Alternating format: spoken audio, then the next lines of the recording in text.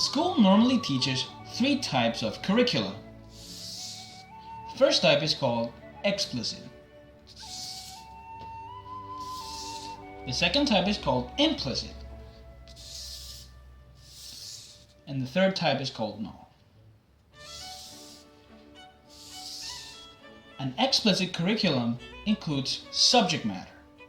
This could be math, language arts, science, and social studies.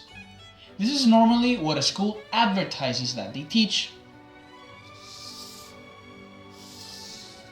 An implicit curricula usually includes values and expectations not included in the normal curriculum but learned as part of school experience.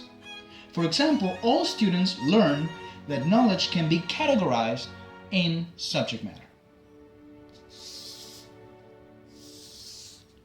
However, a null curriculum is whatever is left out of the explicit curriculum. For example, schools cannot teach every field of knowledge, so all the groups of knowledge not included in an explicit curriculum is therefore null. A null curriculum is typically divided in three dimensions. The first dimension is intellectual processes. This includes examples such as visual, auditory, metaphoric, and synthetic modes of thought that are of note. These processes are less likely to be included in the curriculum.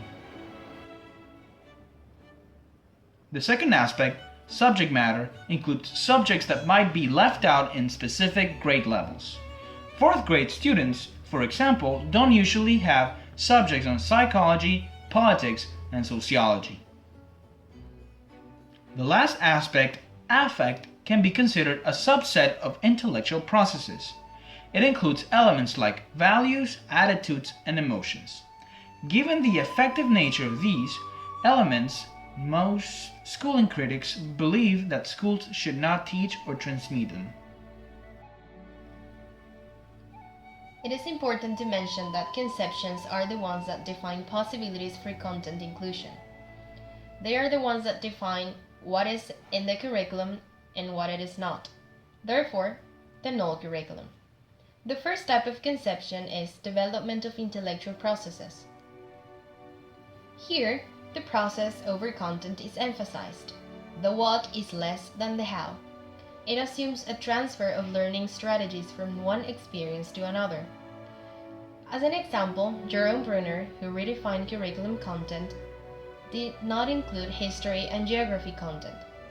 This was a null curriculum. The second type is liberal education.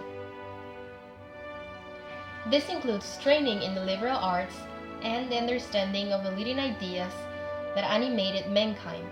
It aims to help human beings learn to think for himself. This curriculum is very traditional, which means, for example, science fiction is not part of the curriculum, but it is part of the null curriculum. Deep and null curriculum would contain all that does not satisfy the implicit one. Practical uses of the null curriculum. I'll give you two examples for a better understanding. Number one, for example, when young women are not trained in auto mechanics, that is most common for young men. And example two, when young men are not trained in culinary arts, that are most common for women. A practical examination of the null curriculum, A, assures a thorough and deliberative consideration for content selection. 2, B, encourages us to re-examine goals. And C, brings into sharp focus our knowledge of implementation possibilities. In a nutshell, null curriculum offers an alternative perspective from which to view decisions of content inclusion and exclusion. The means of examining the null curriculum depends on the three I's: insight, imagination, and intuition. Here's another example. A curriculum may include A, B, and C, but may not include X, Y, and Z. What does X, Y, and Z tell us about our selection criteria and goals? Maybe X is dropped out of a curriculum because it is not of current importance. Null curriculum then focuses on 1. Classroom structure, 2. Availability of resources, and 3. School policy.